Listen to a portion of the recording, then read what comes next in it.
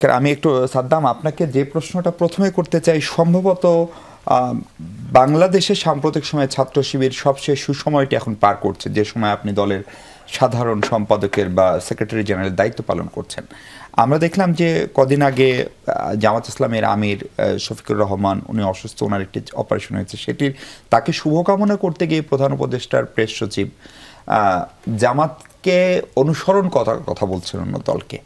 এটিকে আপনাদের আসলে কাজের কারণে সফলতা, নাকি এই সরকারের সঙ্গে আপনাদের এক ধরনের আদর্শিক অথবা বুদ্ধিভিত্তিক বা কৌশলগত কোনো এলাই হয়েছে?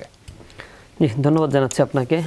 শুরুতে আসলে ছাত্রদলের আজকের প্রোগ্রাম বাস্তবায়ন চমৎকারভাবে করেছে তারা, এজন্য ছাত্রদলের সেক্রেটারি ভাই এখানে আছেন, সাধারণ সম্পাদককে আন্তরিক ধন্যবাদ জানাচ্ছি। আমারও সুযোগ হয়েছে, যেহেতু আজকে সোহরাওয়ার্দী উদ্যানে আমাদেরও প্রোগ্রাম ছিল, কিছুটা যাত্রাপথে তাদের সমাবেশটা দেখার অনেক লোকের সমাগম হয়েছে এবং সাধারণ মানুষেরও আসলে আজকের প্রোগ্রামে একটু ব্যতিক্রমী উৎসুক একটা মনোভাব আমি লক্ষ্য করেছি। ছাত্রদলের প্রোগ্রামকে কেন্দ্র করে ব্যানার, ফেস্টুন বা পূর্বের কালচার থেকে তারা যেভাবে বের হয়ে আসছে, আবার 9 দফা আজকে যেটা ঘোষণা করছে, এটাও খুবই চমৎকার ছিল। আমরা আশা করি প্রতিটা দফাই দেখবেন একেবারে ছাত্রবান্ধব। 5 আগস্টের পরে যে কথাগুলো আমরা বারংবার বলছি, সেই জিনিসগুলোর একটা রিফ্লেকশন, এবং এত বিশাল জনসমুদ্রের মধ্যে তারা এটা আনুষ্ঠানিকভাবে ঘোষণা দিয়েছে। মাদক মুক্ত ক্যাম্পাস, মাদকের বিরুদ্ধে অভিযান চালাবে, গণরুম গেস্ট রুমের এগেইনস্টে থাকবে। যদি একটা লিডিং ছাত্র সংগঠন এই বিষয়গুলোকে ফলো করে, আমরা আশা করি বাংলাদেশের ছাত্র রাজনীতি শতভাগ পরিবর্তন হয়ে যাবে এবং এটা হতে বাধ্য হবে ইনশাআল্লাহ। দ্বিতীয়ত হচ্ছে জামাত ইসলামের যে ইস্যু নিয়ে উপদেষ্টার প্রেস সচিব কথা বললেন।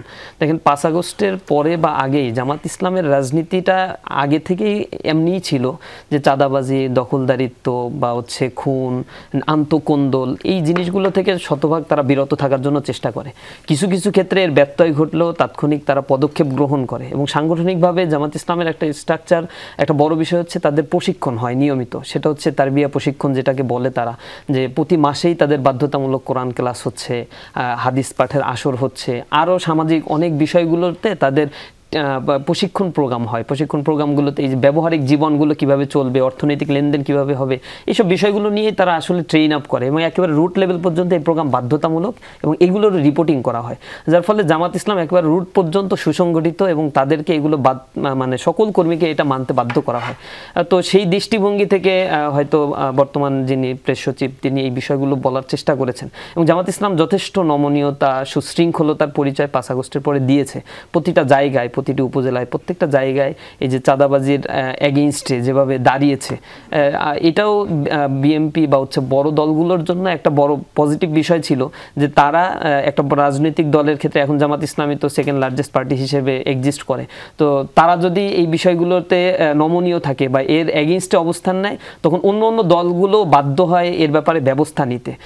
মানে এটা মাৎসন্যায় একটা সিচুয়েশন তখন ক্রিয়েট হয় না। চাপে পড়েও অনেক কাজই বিএনপি করছে এবং রুট লেভেলে প্রচুর পরিমাণে তাদেরকে বহিষ্কার করেছে। যখনই যে ঘটনাটা ঘটেছে, তীব্র প্রতিক্রিয়া সোশ্যাল মিডিয়ায় দেখিয়েছে জামাত ইসলামের পক্ষ থেকে, অন্যান্য দল, বিএনপিও তাৎক্ষণিকের ব্যাপারে ব্যবস্থা নিয়েছে, যার ফলশ্রুতিতে মানুষ একটা কথা বলার জায়গা, ভাষা পাচ্ছে। এটা তো একটা ভালো পরিবর্তন। আমি আচ্ছা সাদ্দাম, ধরেন ছাত্র দলের এই যে ইতিবাচক বা গুণগত পরিবর্তন যেটুকু দৃশ্যমান এবং যেটা তাদের পরিকল্পনা, সেটা নিয়ে আপনার কি খানিকটা শঙ্কিত? কারণ ছাত্র শিবিরের যে রাজনীতি ছিল বা আছে, সেটার যেসব বিষয়গুলোতে পার্থক্য করতো, আজকে ছাত্র দল যে 9 দফা দিতে, তাতে সম্ভবত আর পার্থক্য খুব বেশি থাকে না। সেই অভিযোগ আপনি ছাত্র দলের বিরুদ্ধে করতে পারবেন না। এখন ধরেন সামনে ডাকসু নির্বাচন, জাকসু নির্বাচন, চাকসু এবং রাকসু নিয়েও কথাবার্তা চলছে, ফলে এটি কি কোনো কারণে 5 আগস্ট পরবর্তী 5 আগস্টের গণ অভ্যুত্থান এবং এই ছাত্র সংসদ নির্বাচন যেহেতু জাতীয় নির্বাচনের আগে হচ্ছে, তারা কি ছাত্র শিবির একটু আলাদা বাড়তি চাপ অনুভব করছে? দেখেন, আমরা 5 আগস্টের পরে যখন আমাদের সুযোগ হলো গণমাধ্যমের সাথে কথা বলার, আপনার এখানে টকশোতেও এই কথাটা বলেছি যে আমরা চাচ্ছি ক্যাম্পাসটা হোক মার্কেট প্লেস অফ ভ্যালুস। প্রত্যেকে তার আইডিওলজি নিয়ে মানে ক্যাম্পাসগুলোতে ছাত্রদের কাছে যাবে এবং ছাত্ররা যেটা অ্যাকসেপ্ট করতে পারে সেটাই করবে। এটা নিয়ে আমরা বিন্দুমাত্র অডিট নাই এবং আমরা বারবার বলছি যে হ্যাঁ, রাজনীতিতে এটাই হওয়া উচিত। মারামারি, কাটাকাটি, এই জিনিসগুলো থেকে আমরা যদি বের হয়ে আসি, ছাত্ররা ছাত্র রাজনীতির ব্যাপারে যেভাবে নেগেটিভ এক্সপ্রেশন দেখিয়েছে, বিভিন্ন ক্যাম্পাসে তারা বলেছে ছাত্র রাজনীতি চাই না। আমার মনে হয় যে আমরা যদি যদি এইভাবে চলতে পারি তো ওই ক্যাম্পাসগুলোর ছাত্ররা বাধ্য হয়ে বলবে না ছাত্র রাজনীতি ওপেন করতে হবে, না হলে ক্যাম্পাসে প্রশাসনের ব্যাপারে আইনগত ব্যবস্থা নেবে তারা।